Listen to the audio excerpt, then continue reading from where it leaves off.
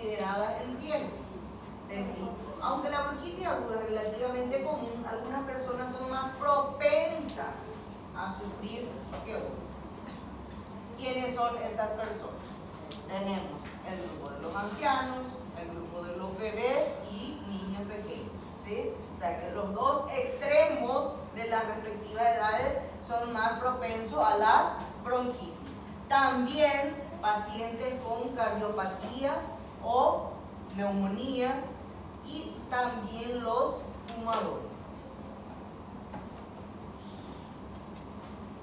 Bueno, existen varios síntomas en la bronquitis en los niños. ¿Qué tenemos?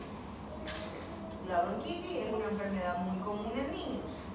Es la inflamación de los bronquios, ¿sí? Puede durar de varios días a semanas. A veces la mamá se desespera, va y viene a la consulta 3, 4 veces en la semana porque la mamá quiere que en la primera toma, la segunda, la tercera toma del medicamento el niño ya vaya mejorando, ¿verdad?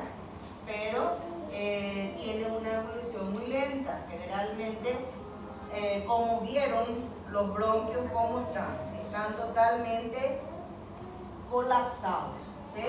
Entonces, eso evidentemente que no va a abrir fácilmente. Puede durar hasta 3 a 4 semanas, inclusive los síntomas. ¿Bien?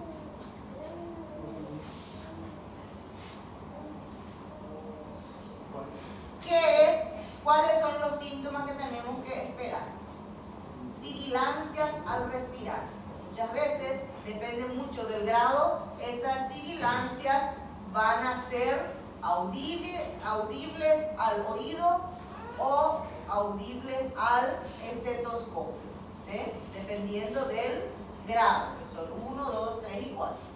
El 1 generalmente es lo que la mamá dice es una gripecita, ¿verdad? Que realmente ya es una bronquitis. Está asociado a congestión nasal, una tos seca y persistente, una tos irritativa, un paciente que está tosiendo constantemente. Irritabilidad y cansancio. Es un niño que está irritable porque le molesta, le duele todo, ¿sí? Entonces llora, ya está cansado, ya no tiene paciencia, ya no quiere estar en brazos, tampoco quiere estar al aire libre, tampoco quiere estar suelto. O sea que todo le irrita a esa pobre criatura. Otro detalle que nos tiene que llamar la atención es la falta de apetito. Generalmente, hablando de falta de apetito, no debemos de presionar a que coma. Sí, tenemos que darle mucho líquido, abundante cantidad de líquido, para que esas secreciones puedan fluidificarse, ¿sí? Y puedan ir eliminándose. Y el factor predisponente para considerar una bronquitis es la fiebre, ¿sí? Si hay fiebre, entonces fiebre, sibilancia, congestión nasal, tos seca, paciente está con una bronquitis aguda. En cuanto a las causas, tenemos los agentes etiológicos. Tenemos los virus respiratorios, como por ejemplo rinovirus, coronavirus en mayor frecuencia, y después de la pandemia bastante casos más frecuentes, por más de que el coronavirus, el COVID, en niños en su etapa aguda casi no tuvimos. Impresionante, en la época de pandemia las urgencias de adultos se llenaban de pacientes, mientras que la urgencia de niños tenía 1, 2, 3 pacientes por guardia.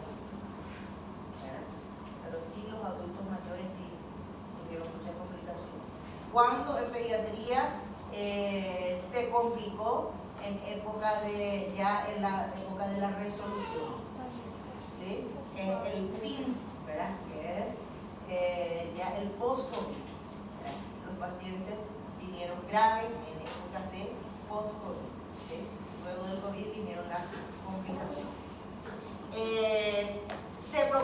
el aire o por contacto físico.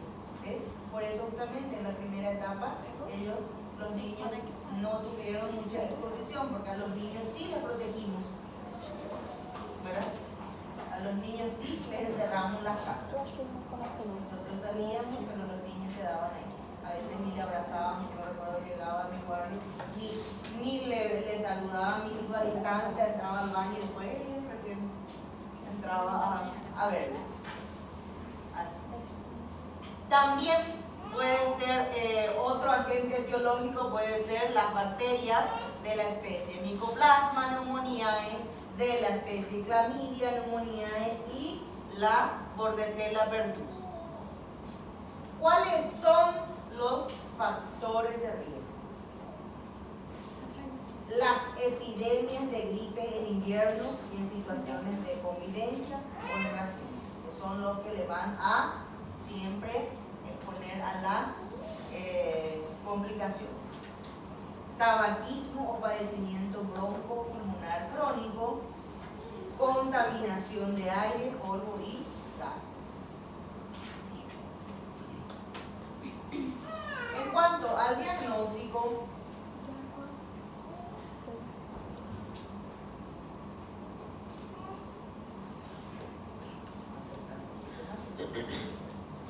es esencialmente clínico. ¿Sí? La existencia de infección respiratoria aguda con tos hace sospechar de la participación bronquial. Entonces siempre cuando ustedes escuchan tos en forma externa, entonces deben de revisar los pulmones con el infectoscopio, porque en el 90-99% hay compromiso bronquial. ¿Sí? En cuanto a los síntomas, el síntoma primordial, principal, es la tos. ¿Sí? En aquellos de evolución tórpida se vuelve productiva con expectoración mucopurulenta. ¿Qué quiere decir? Que a veces la tos puede ser seca, pero con el correr de los días, como a lo mejor o no hizo bien el tratamiento, o no respondió correctamente el tratamiento, ¿verdad? O tuvo una exposición externa coadyuvante, entonces en esos casos la tos se vuelve productiva y mucopurulenta. ¿Sí? También vamos a observar presencia de molestias en el pecho, dolor, ¿verdad? Generalmente esta parte y esta parte de la espalda. Tienen mucho dolor, los niños se quejan de dolor de espalda. ¿Sí? Fiebre, que por cierto no es muy alta, puede llegar hasta 38 más tarde, ¿sí? En exagerado, ¿verdad? Pero no llega a fiebre muy alta, no sobrepasa los 38. Dificultad respiratoria y sibilancias. Entonces eso siempre tenemos que tener en cuenta la saturación del paciente, ¿sí? Que tenemos que ir controlando, ¿sí? Que por debajo de 94 ya es paciente grave. ¿Se recuerdan de la escala de Tal? Bueno, entonces también se evidencia con la escala de Tal, ¿sí?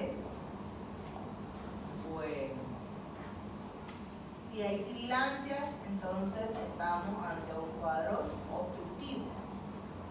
Dolor de cabeza también, secreciones nasales, congestión nasal también pueden encontrar. ¿Sí? En cuanto al tratamiento, se toman medidas sintomáticas, como por ejemplo ácido acetilsalicílico o paracetamol.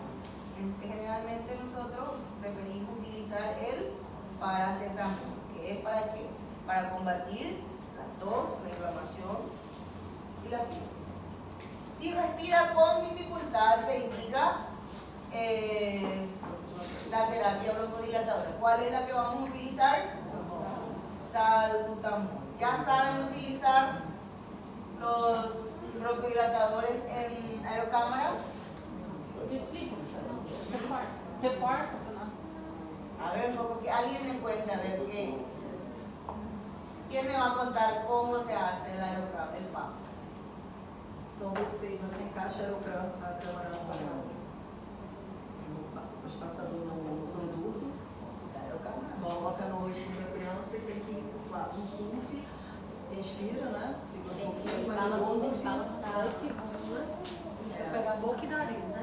Boca e nariz. Na hora que termina A inspiração é que inspira, segura, depois inspira de novo, 2 puffs. Não é assim não? Más o menos. Então no hospital estão fazendo errado. Que está haciendo su tratamiento.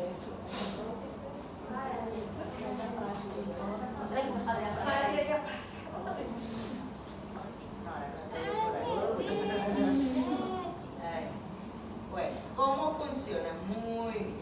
Ahora si se olvidan de esto, ya no sé cómo vamos a enseñar. Bueno, esto, y es así como ustedes tienen que explicarle a las mamás. ¿Sí? Entonces, le voy a, para no sobrecargarle, entonces voy a explicarle así primero. Bueno. Esto viene por separado, así es como tienen que explicarle, porque hay mamás que no saben hacerlo y les cuesta entender. ¿Sí? Ahora, cuando una mamá que ya sabe, entonces es reforzar, no te olvides mami de hacer así, así, así, así, ¿verdad? Es más fácil. Pero una mamá que nunca hizo, hay que ser más explícitos y detallistas. ¿Cómo? Vienen por separado. Como ven, esta su pantalla es del tamaño de recién nacido. Hay varios tamaños. Está el pequeñito, que es este, el mediano, que es para los escolares, entre preescolares, y el que es para adultos, que es más grande aún. ¿Sí? Bueno, este es el producto. Se agita bien hasta que quede bien diluido. Ustedes tienen que escuchar que esto que era gas, como es un gas, ustedes tienen que escuchar que realmente está bien diluido. O sea que todo se mueve, se chacuaya, como dicen ustedes, ¿verdad? Bueno, después, una vez agitado, se conecta al tubo y se tapa boca y nariz. Para eso tiene esta forma. Entonces, debe encajar justamente en el ala de la nariz. ¿Sí? Entonces, se tapa boca y nariz y bien presionado. Generalmente en los niños, cuando son muy inquietos, hay que sostenerle la barbilla. ¿Sí? ¿Por qué? Porque si no, ellos se mueven, se sacuden y no tiene éxito el tratamiento. ¿Sí? Entonces, se sostiene bien, sostenemos la barbilla, el mentón, sostenemos esto con una mano. Y la otra mano presionamos.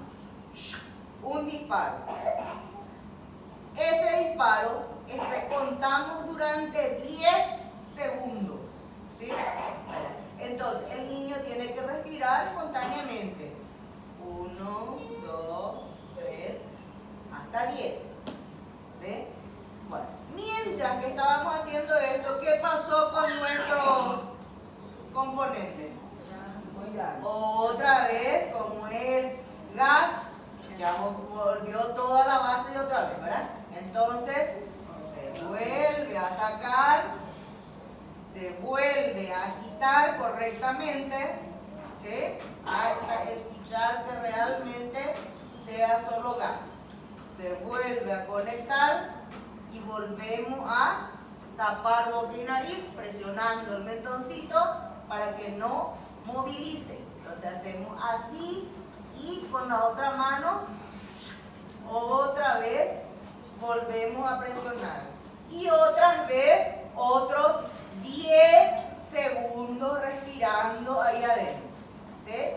Bueno, normalmente en un episodio leve va vamos a utilizar dos puff o dos puff, como quieran decir, ¿verdad? Entonces, generalmente, o dos disparos, ¿sí? Ahora, dependiendo del grado, puede ser 1, 2 o 3. Entonces vamos a ir aumentando la cantidad en cada proceso, ¿sí? También se utiliza en la bronquiolitis, se usa el mismo. Entonces, de esto ya no tienen que olvidarse nunca más, ¿sí? Bueno. Ahí. Graças a Deus.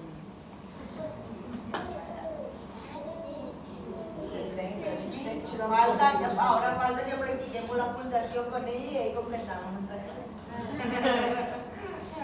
Pero se nos va a asustar y no va a querer venir a la clase como toda la vida.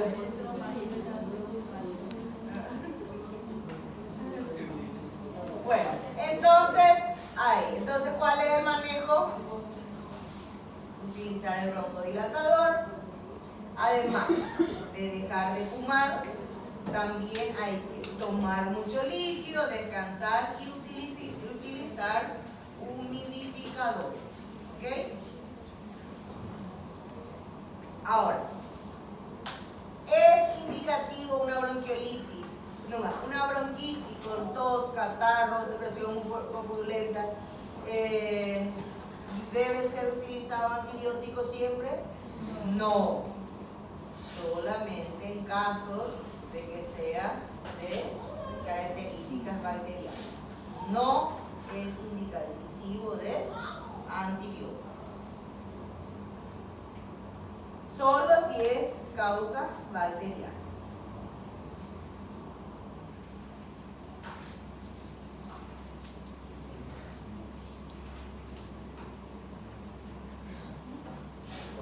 ¿Cuál es el tratamiento aparte de esta parte de esos cuidados? También importante el lavado nasal, ¿verdad? Entonces, aspirado de secreciones. Hoy en día, como ya hablamos en la clase anterior, existen los aspiradores nasales en cánula que son muy eficientes también, son muy eficaces, ¿verdad? Y eliminan con mayor facilidad las secreciones, ¿sí? Se desprende mejor que utilizar las peritas de goma, que son las tradicionales, que siempre se utilizan, ¿verdad? Pero que con el aspirador, con la perita de goma, ¿qué pasa? Tenemos que colocar una y otra vez hasta que salga la secreción. Sin embargo, con la cánula nasal, entonces generalmente por una vez podemos hacer un buen aspirado y fácilmente se retira todo. Ya les dije en la clase anterior que no tienen que preocuparse, a veces da medio enojito si es que uno no sabe, ¿verdad? Si nunca utilizó, pero generalmente no hay de qué preocuparse. ¿Por qué? Porque generalmente tiene 3 filtros, ¿sí? Uno más leve, donde quedan las secreciones más espesas. El segundo filtro, que también va sacando lo más espeso, y el tercero, donde se acumula el resto. Entonces, ahí eso se desarma luego de cada uso, se desarma, se retira todas esas secreciones y otra vez está como nuevo, ¿sí? También existen las técnicas de los aspirados, los lavados nasales mismos con solución salina, solución fisiológica. Pero, como ya les había comentado también en la clase anterior, el problema es que no todos tienen la capacidad de hacer ese tipo de procedimientos. Y otra, no me refiero solamente, no me refiero a capacidad intelectual, ¿verdad? Puede ser muy inteligente, pero tiene pavor a hacer eso porque por si le haga daño a su hijo, ¿verdad? Entonces, si la madre no tiene esa esa fuerza emocional para hacer, no indiquen eso. Si ustedes ven que es una madre entendida, que tiene fortaleza y todo, pueden ofrecerle la mano. Pero si no, no. Siempre depende de cada paciente. Cada paciente es totalmente diferente al otro. ¿Sí? Bueno, también tenemos otro de los esquemas de tratamiento, la toma de alimentos más pequeños y más frecuentes. Si tomaba durante 20 minutos su pecho materno, durante media hora cada toma, entonces que tome 10 minutos y le soltamos. 10 minutos y le soltamos. ¿Por qué? Cuando más carga el estómago, ¿qué va a pasar? Más dificultades y más probabilidades de complicaciones. ¿Por qué? Porque el niño, como tiene una dificultad respiratoria, entonces, ¿qué pasa? Puede broncoaspirar fácilmente. ¿Sí? Entonces, tomas pequeñas le indicamos a ese niño. Y más frecuente, es decir, si tomaba 20 minutos cada 2 horas, lo vamos a hacer 10 minutos cada 40 minutos. Pero no carga demasiado el estómago. ¿Sí? Luego tenemos el grupo de las bronquitis crónicas. ¿Hasta acá alguna pregunta?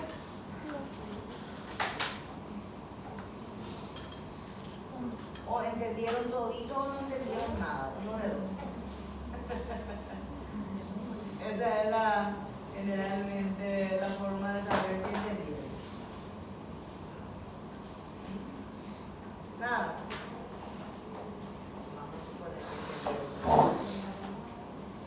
Bueno, en cuanto a la bronquitis crónica, es una inflamación crónica de los bronquios. Como consecuencia de la inflamación crónica, la congestión y el edema de la mucosa, las paredes bronquiales se estrechan y se produce una obstrucción. Si continúa la irritación, las glándulas bronquiales se agrandan y aumentan la producción de moco, lo que provoca la hiperinflación de los alveolos, dificultando la entrada y salida del aire. Bueno, en cuanto al pronóstico, dura más de 3 meses. De todos modos, va a depender de la severidad de la bronquitis.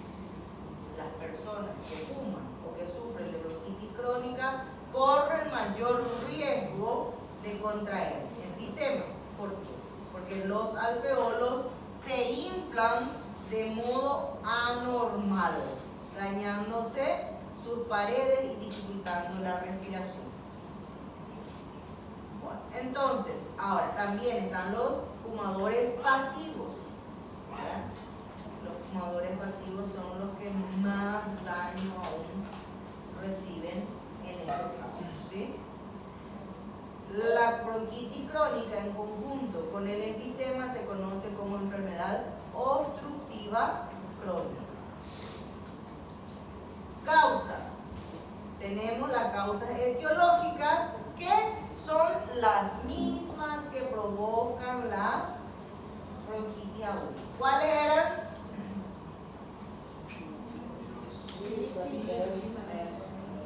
Virus y bacterias. ¿Cuáles eran los virus más frecuentes? Es decir, cualquier virus puede ser. ¿Cuáles son los virus más frecuentes? Virus, coronavirus, puede ser también influenza. Muy bien. ¿Y de las bacterias? Micoplasma, clamidia, bordetella. Muy bien. Ahora, existen los factores de riesgo. ¿Cuáles serían los factores de riesgo? Empeoramiento de la bronquitis aguda, presencia de infecciones, ya una bronconeumonía, tendencia a las alergias, contaminación atmosférica, lugares muy húmedos, o lugares contaminados de forma externa. Y ciertas ocupaciones. ¿Qué ocupaciones? ¿De qué se trata? Trabajo. El tipo de trabajo de el entorno, los padres o los familiares también, ¿sí?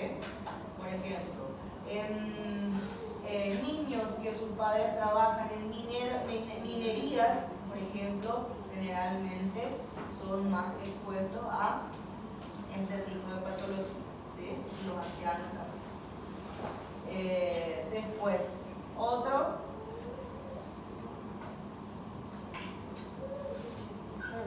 Trabalho com abelhas, chama? Abelhas que trabalham com abelhas. Asbesto, sílice, también. Son tipos de minerales. También.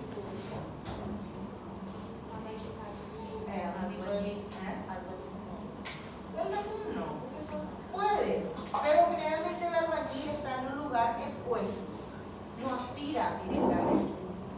¿Sí? Algodón podría ser también, porque por las micropartículas que se absorben.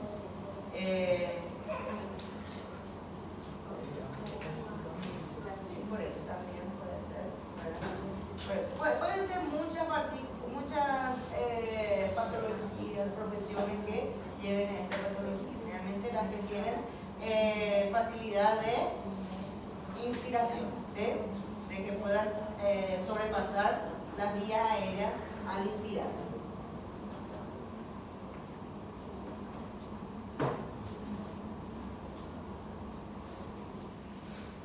Diagnóstico.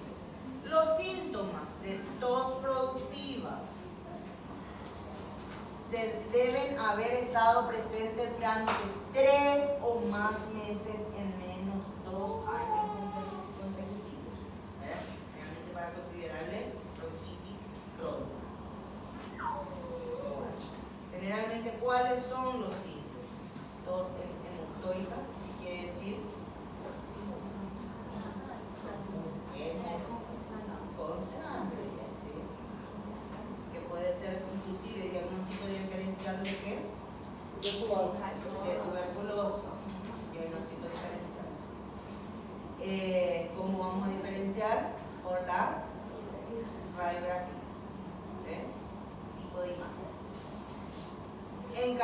También otro de los síntomas: insuficiencia respiratoria, mala mecánica, inflamación de los tobillos, pies y piernas, coloración azulada de los labios debido a los bajos niveles de oxígeno, infecciones respiratorias frecuentes que empeoran los síntomas. Generalmente el niño está constantemente en tratamiento, que se cura 1 o 2 días luego del tratamiento y vuelve a reiniciar otro dentro de 3 o 4 días más. ¿Sí? Primer cambio de clima, primera exposición a atmosféricos, entonces inicia otra vez la patología. Para el tratamiento, ¿cuál es la prioridad? La terapia broncodilatadora, es decir, vamos a utilizar la aerocámara, generalmente de salbutamol. Expectorantes para promover la expulsión de las secreciones. Evidentemente que esto está bastante discutido. ¿Por qué? Porque hoy en día tenemos qué es lo que hace el Ambroxol, por ejemplo, que es lo que más se le indica a los niños. Primero, los menores de 2 años está súper contraindicado. ¿Por qué? ¿Cuál es la función del Ambroxol?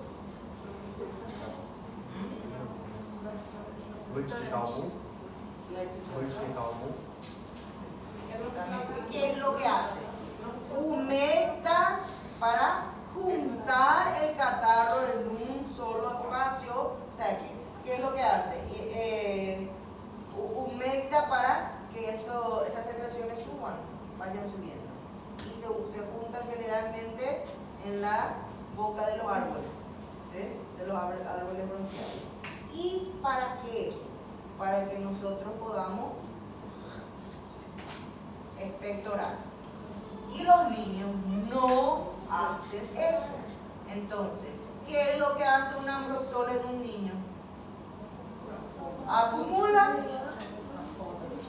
y entonces esa pobre criatura está cada vez más obstruido, cada vez más catarro acumulado. ¿Sí?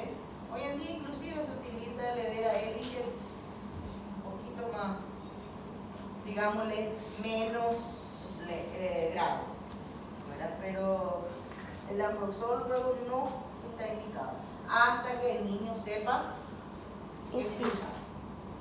¿Cuándo sabe expulsar? 10, 11, 12 años.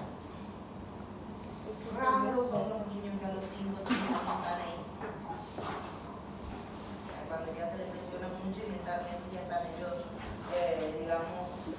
concentradísimos de que tienen que echar, los padres están ahí encima.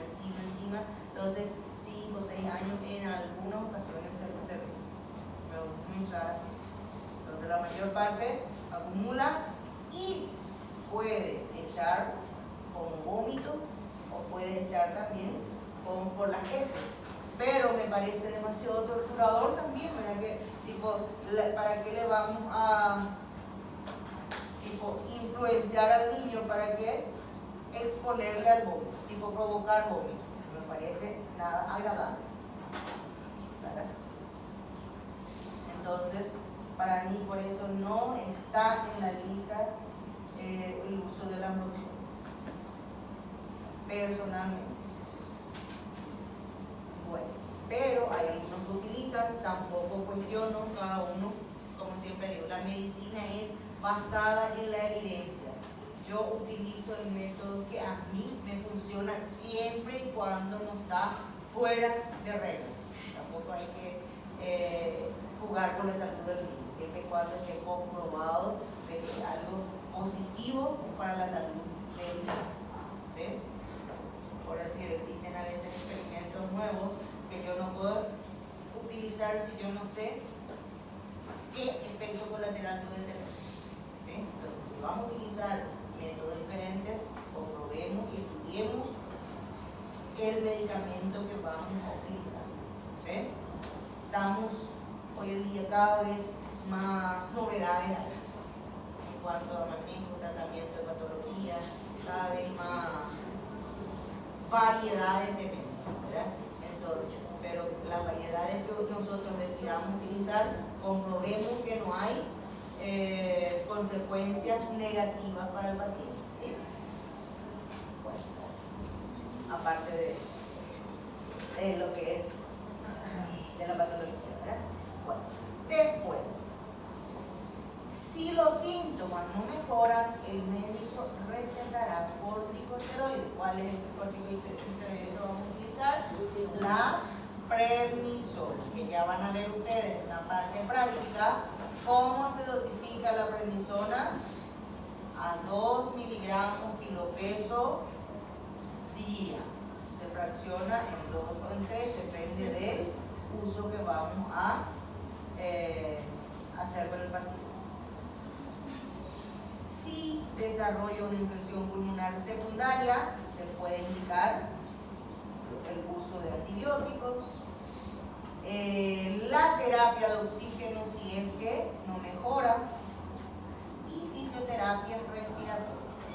Generalmente, ¿cómo son las fisioterapias respiratorias? Son las palmoterapias. ¿Cómo se realiza eso? Generalmente con las manos en el hueco, le damos palmoteadas en la espalda del paciente, ¿sí? De arriba a abajo. Vamos a hacer mi paciente. Bueno, entonces, en esta posición, desciende y sube. Del otro lado, desciende y sube. ¿Sí?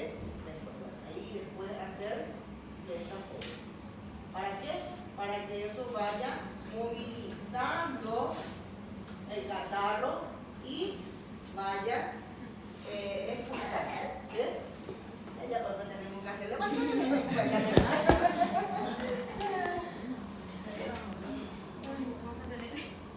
Vamos a hacerle su palmoterapia.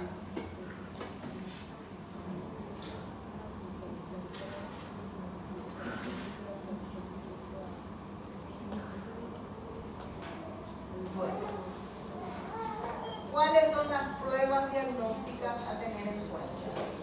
Detectar ruidos respiratorios. ¿Cómo? Por medio de la auscultación de los pulmones con estetoscopio. También tenemos que ver la función pulmonar. ¿Por medio de qué? Por medio de pruebas de esfuerzo y por medio de espirometría. Como estamos viendo que es, ¿cómo se llama? Es una patología ya, en este caso una bronquitis crónica, entonces tenemos que ver si no hay daño a nivel de la función pulmonar. Función, presencia de bacterias por medio de la toma de muestra por esputo. ¿Qué es esputo? Es el catarro escupido. ¿Sí? También tenemos que verificar las presiones de oxígeno, de dióxido de carbono y el conteo sanguíneo. ¿Cómo se realiza exámenes de sangre? ¿Cuáles son los estudios de sangre que vamos a solicitar? Hemograma, gasometría, que vamos a encontrar en el hemograma que va a estar alterado. En la gasometría,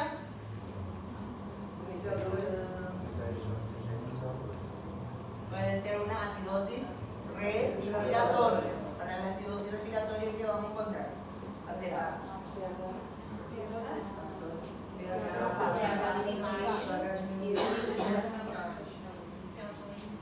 CO2 aumentado e bicarbonato aumentado e pH diminuído. Sí, pH disminuido, sí, muy bien. Muy bien, entonces, en la pulsioximetría que vamos a encontrar, la saturación. ¿Cuánto vamos a considerar alterado? Por abajo de 94 ya es. Dependiendo de la edad. Porque si estamos en un recién nacido, lo que en una bronquitis crónica no vamos a encontrar un recién nacido.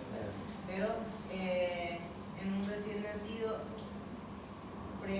dentro de las primeras 24 horas, 24 es, ahora 94% es todavía normal. Bueno, después tenemos las imágenes estructurales internas. ¿Cuáles son? Radiografía de tórax y tomografía axial computarizada. En la radiografía de tórax vamos a encontrar imágenes como infiltrados glomerulares, ¿verdad? Infiltrados que van a ser como manchas, hilios pariliares, ¿verdad? Que se hace el camino del árbol. Se ven todas inflamadas las cadenas. También debemos realizar un diagnóstico diferencial con el fin de descartar otras patologías. Prevención y complicaciones. ¿Cuál es la prevención? Principal, no fumar cerca del paciente. Su vacunación debe estar completa. No exponerse a aires contaminados. Lavarse las manos para evitar la propagación del virus y otras infecciones. ¿Cuáles son las complicaciones? Neumonía, tanto se detenga la bronquitis aguda o crónica.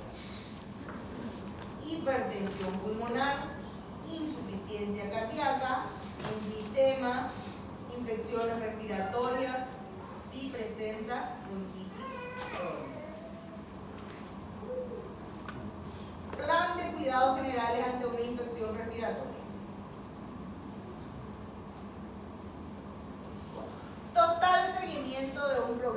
completo de tratamiento a base de antibióticos prescriptos. La oxigenoterapia se emplea para tratar la hipoxemia. El aseo de las vías respiratorias, si es necesario realizar irrigaciones nasales con solución salina, como ya les había dicho, ¿verdad? El lavado nasal. Procurar un ambiente húmedo, una dieta blanda e incrementar la ingestión de líquidos y el control de la temperatura.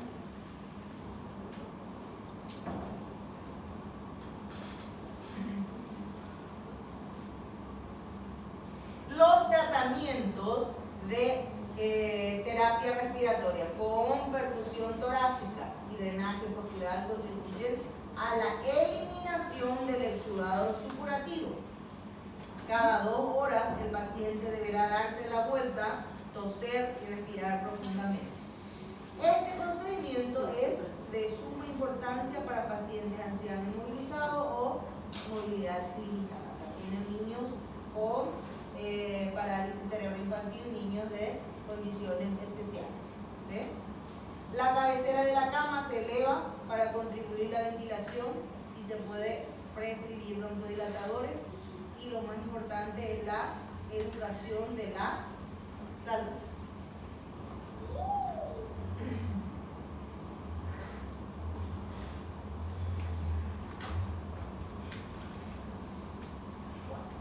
Ahora, ¿qué es el asma? Entonces, la tercera patología. Aguda, crónica, asma. El asma es una enfermedad que provoca inflamación y estrechamiento de los bronquios. Es una de las enfermedades más frecuentes en niños.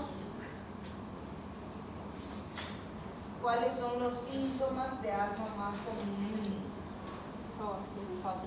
Dificultad para respirar, tos seca y persistente, irritativa, presencia de sibilancias audibles al estetoscopio o audibles al oído. ¿Qué son las sibilancias? Son pitidos, silbidos en el pecho cuando el niño respira. A veces nosotros vemos que la madre, que el niño dice, mamá, yo soy asmática. Entonces, me recuerdo, yo le decía, inclusive, por eso le digo por experiencia, yo siempre le decía a mamá que parece que tengo un gatito que murió, que vive dentro de mi panza. ¿Verdad? Porque es lo que a mí me parecía, ¿verdad? ¿Por qué? Porque esas sibilancias a veces el niño escucha, los demás pueden que no escuchen, pero el niño sí escucha, ¿verdad? Por dentro. Sí, doutora, a sibilância na inspiração e na expiração? Dependiendo del grado. Claro. Normalmente é na expiração. Normalmente es en la expiración, grado 1. Ahora, grado 2, grado 3 puede encontrarse en la inspiración y en la expiración. También vamos a encontrar presencia de tirajes. ¿Qué es el tiraje?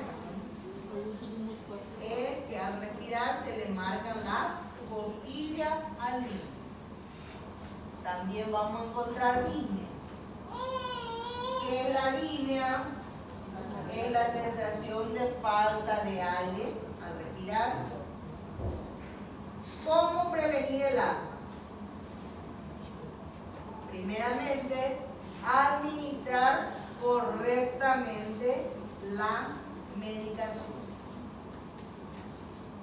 También hay que evitar el humo del tabaco. Generalmente, como ya creo que ya les dije a ustedes, en una sala donde hay una persona fuma un cigarrillo, 7 días después se estudia el aire de esta sala, 7 días después vamos a encontrar presencia de nicotina aún dentro de esta sala. ¿Sí? Entonces, la nicotina es muy adherente, muy persistente en el aire. Entonces, no se expulsa fácilmente. Y eso, el niño asmático respira y eso hace que su pulmón sea más resistente siempre. ¿Sí? Lavado de manos del niño frecuentemente, porque ahí es donde a veces se exponen, ¿verdad? Que a veces todo ellos llevan a la boca, entonces ahí es donde se complica. Que el niño baje de peso en caso de obesidad. También debemos evitar el contacto con el alergeno. ¿Cuáles son los enemigos número 1 del asma? Polvaredas, pelos de ropa, pelos de animales, frazadas,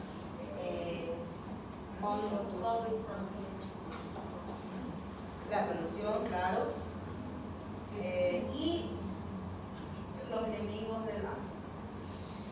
Uso de ibuprofeno y cambio de clima. Son todos los enemigos del asma. ¿Sí? Si nosotros eliminamos todo esto, el niño va a tener una mejor condición de vida. Porque el asma no se cura. El asma es genético, es heredo familiar. ¿Qué quiere decir eso? Que siempre hay un componente en la familia de alguna atopía pulmonar. ¿Sí? Entonces, a partir de los 4 años se confirma el diagnóstico del asma. A partir de los 4 años. Niño con bronquitis o niño con hiperreactivos bronquiales que se repiten más de 3 veces en una estación del año. Entonces, que tenga más de 4 años, entonces se considera asmático. ¿Sí? ¿Cómo se confirma? Por una espirometría, que tampoco va a decir por el rótulo asmático. Porque la mamá lo único que quiere es que vos le digas si es o no es asmático. Para mí, todo niño con sibilancia mayor de 4 años, que se repite en cada episodio, en cada estación del año, es asma. ¿Cuál es el manejo? Eliminar todo lo que es alergeno. ¿Sí? Al eliminar el alergeno, nosotros hacemos 90% de, digámosle, la cura al paciente. No hay una cura, pero hay una mejor condición de vida. De todas estas situaciones que yo les planteé, son 8 cosas. Todos nosotros podemos eliminar. Podemos eliminar todos los pelos, todos los peludos, podemos eliminar el ibuprofeno, porque el ibuprofeno actúa sobre los leucotrienos y los leucotrienos son los que aumentan la producción de catarro, que es lo que hace que se obstruya las vías respiratorias, ¿verdad? Entonces, en el asmático, por eso no debe de tomar el ibuprofeno. El ibuprofeno va a aumentar la producción de catarro. De todo esto nosotros podemos eliminar. Lo único que no podemos eliminar es el cambio de clima. El resto sí puede ser eliminado. Você vem aqui no meu ouvido, não é? El resto puede ser eliminado. ¿Sí? Entonces, con eso nosotros hacemos el 90% de darle una mejor condición de vida al paciente. Ahora, si nosotros le hacemos un buen manejo del paciente, ¿verdad? Es decir, levantar las defensas, estimular una buena expansión torácica, estimular a la madre que el niño haga ejercicios de expansión pulmonar, el niño va mejorando su condición y va a llegar un momento en que va a desaparecer. Pero eso no quiere decir que nunca más va a tener. ¿Por qué? Porque recuérdense que esto es heredo familiar. ¿Sí? Entonces eso ustedes tienen que explicarle a la madre, porque si no la madre siempre va a buscar una respuesta y siempre va a ir buscando un profesional, otro profesional, y nadie le explica y ellos quedan en la nebulosa, ¿verdad? Entonces nadie sabe lo que le pasa. La mayoría de los errores que la mayoría comete le dice a la pobre mamá, tu hijo es alérgico. Entonces se pasa ella leyendo toda la vida que es alérgico, pero no sabe ni qué, a qué, pero es alérgico. ¿Y qué tiene? Alergia de los pulmones. ¿Y qué es eso para nosotros? Asma. No cuesta nada decirle a la mamá. Hay que ser a veces un poco considerada. A veces la madre se asusta, se desespera, pero sabiendo lo que es, ella va a entender y va a tranquilizarse también, si no, ella nunca va a encontrar una respuesta. ¿Sí? Bueno, yo por ejemplo soy asmática y generalmente conforme van pasando los tiempos, nosotros mismos ya sabemos cuándo vamos a tener nuestra crisis. Yo me recuerdo que a los 8 años yo ya sabía que iba a tener mi crisis. ¿Por qué? Porque a mí me empezaba a picar cosas, ¿verdad? Me picaba acá el mentón y me daba la sensación de que yo me rascaba, pero que no me rascaba. Porque daba la sensación que vos no alcanzás, que es más profundo. Rascar y no alcanzás lo que querés rascar, porque no es afuera, es por dentro, es la mucosa. Sí, exactamente, sí. Ahora, por ejemplo, me pasa eso. O si no, rascando la nariz. Van a ver que yo siempre estoy de vez en cuando así, esto. Entonces ya sé que está por tener algún episodio. ¿Sí? Entonces estoy así, acá. Ahí. O hoy en día, parece que te rascas, parece que no alcanzas nunca lo que querías alcanzar. Parece que tú estás en medio del cerebro lo que querés alcanzar y no llegas nunca. Te rascas acá tampoco y tampoco es lo que querés rascar. Es así, constantemente. ¿Verdad? Llega conforme van pasando los años. Entonces uno ya reconoce. Yo, por ejemplo, me recuerdo bueno, antes que eso, ¿cuáles son las edades que van a ir mejorando las condiciones pulmonares y el niño va a dejar de tener sus episodios? 4 años, 7, donde hay los cambios de la estructura del cuerpo, de los pulmones, a los 7, ¿por qué? Tiene una lógica, no es que 4, 7, 9 no va a ser, sino que 4 años, porque cambia el pulmón, la estructura pulmonar del niño, de ser una cosa redonda, el tórax redondo, va a llegar a ser más ovalado. ¿Sí? Bueno, a los 7 años, cuando el niño ya tiene más expansibilidad. ¿Sí? Así. A los 9, cuando ya se extiende su pulmón. ¿Sí? O sea que la caja torácica se va a extender. No solamente así, sino que también acá. A los 12, cuando el niño ya tiene ya otra estructura ya más grande, más de adulto. A los 15 y 17 son las edades probables en que van desapareciendo las crisis. ¿Sí? Entonces, ustedes eso pueden explicar. Generalmente desaparecen a ciertas edades, pero puede llegar a volver en alguna condición, en algún momento de sus vidas, por ejemplo, donde haya una baja defensa. Yo, por ejemplo, supuestamente, según mi mamá, me curé a los 17 años. Pasaron muchos años. A los 36 años, cuando me embaracé, el embarazo baja la defensa, baja las hormonas y todo eso, alteración hormonal, volvieron otra vez después de 20 años. Cama. Después, otra vez, un nuevo cuidado, nuevo tratamiento y todo eso. Bueno, tardaron entre 3, 4, 5 años en desaparecer. Desapareció otra vez por temporada. Ahora, en época de COVID, hace 2 años, reiniciamos otra vez. ¿Por qué? Que viene abajo la defensa y todo eso. Otra vez. Y ahora estoy, cada rato yo estoy con mis episodios, ¿verdad? Y así va, y a lo mejor este que va a quedar para más tarde, ¿verdad? Entonces, para explicarles nomás cómo son. Entonces, van cambiando las situaciones y en algún momento vuelve otra vez, ¿sí? Entonces, eso hay que ser consciente y explicarle bien eso a la mamá. Mientras tanto, nosotros lo que tenemos que hacer es tratar las respectivas crisis, ¿verdad?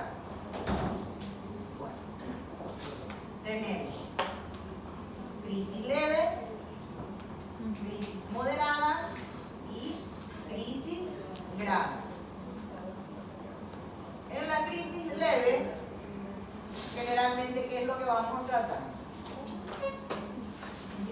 Entonces, con salbutamol, con la aerocámara, dispositivo, en dosis fija aplicado en cámara espaciadora. Reevaluar en 15 minutos. Se hace dopa, se reevalúa después de 15 minutos.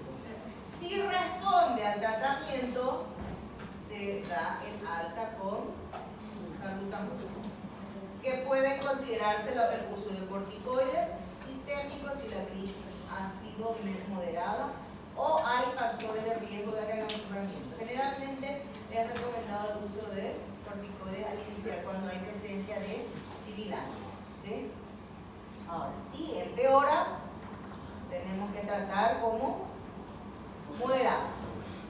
En la moderada, ¿cuál es el esquema? Salbutamol con cámara espaciadora. En este caso, se puede utilizar entre 4 a 8 pulsaciones, dependiendo del grado, cada 15 o 20 minutos hasta 3 dosis. ¿Sí? Entonces, ¿cómo vamos a hacer? Salbutamol. Le hacemos, por decir, 8 pulsaciones, un pa, respira 10 segundos. Otra vez. Segundo par, otros 10 segundos. Otra vez. Volvemos a quitar. Y así. Hasta 8 en crisis moderada. Y eso dándole un espacio de 15 a 20 minutos. Volvemos a repetir los episodios. Esperamos esos 15 minutos. Volvemos a repetir otras 8 pulsaciones. Y esperamos otros 20 minutos y un tercer ciclo, ¿sí? Esto se llama rescate, ¿sí? Cuando decimos un rescate de 3 ciclos, ¿qué quiere decir? Que vamos a hacer 3 veces cada 20 minutos, ¿sí? O se puede utilizar nebulización con salbutamol. Como es de 2.5 por cada 5 miligramos.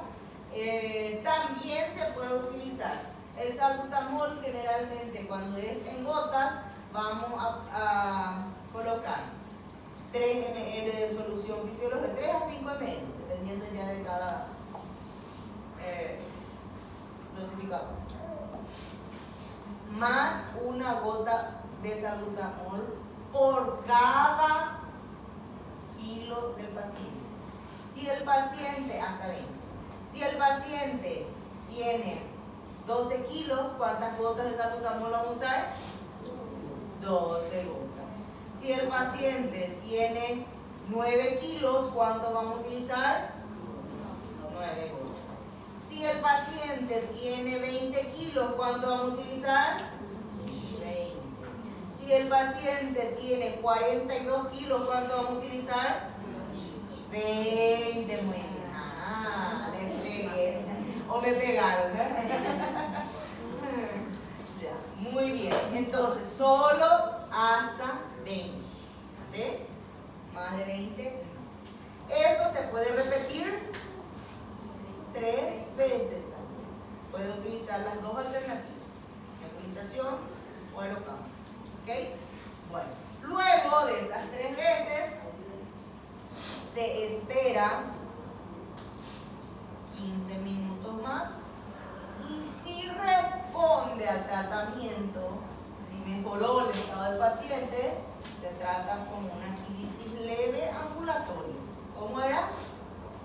Vamos a darle su prednisona más su salbutamol a horario para la casa. Pero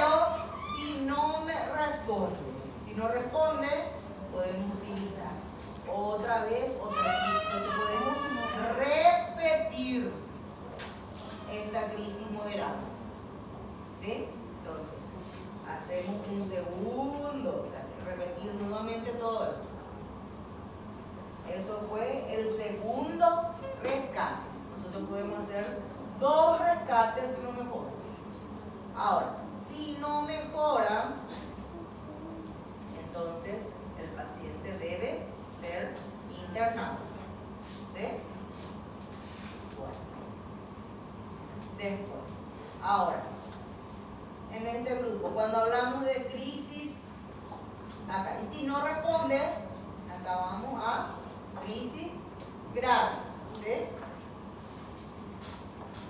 ¿Qué es lo que tenemos que hacer? En este caso, ya estamos hablando de cuando hablamos de crisis grave, una dificultad respiratoria marcada, ya hay una desaturación de oxígeno y en el caso, si la desaturación es menor de 92%, debemos de colocar oxígeno en permanencia, que puede ser por cánula o puede ser por mascarilla.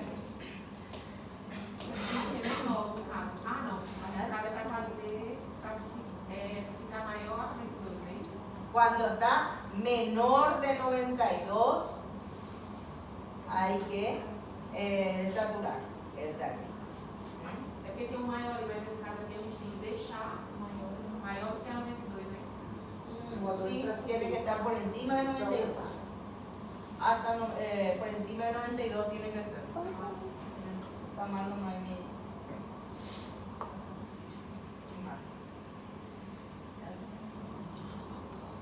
Sí. Bueno, en la crisis grave vamos a tratar con salbutamol más bromuro de hipatropio en cámara espaciadora o en nebulización continua durante una hora. Entonces acá ya tenemos que hacer otro esquema. ¿Sí? En este caso tenemos que colocar prednisona sistémica, en forma sistémica, utilizando la prednisona a 1 a 2 miligramos kilopeso. En este caso sí o sí se lo administra ya en la urgencia. Realizar una evaluación continuada durante 1 hora. 1 hora le vamos a dejar nuestra nebulización continua en este paciente grave. Vamos a dejarle la observación durante 1 hora. Si responde al tratamiento, se puede seguir a el tratamiento para la crisis moderada. ¿Cómo era la crisis moderada? 3 ciclos de salbutamol nuevamente. ¿Sí? Y por supuesto que por ser considerado grave, queda internado. El paciente no se va a la casa. ¿Sí? ¿Por qué? Porque en cualquier momento puede volver a desaturar. Entonces es el paciente que hay que controlar porque el paciente puede llegar a cansarse. ¿Sí? Bueno, ahora, si no responde, el paciente que tiene que ir a unidad de cuidados intensivos. ¿Por qué? Porque el paciente que puede cansarse rápidamente. Y es que si se cansa, hace un paro respiratorio inmediato y evidentemente que esto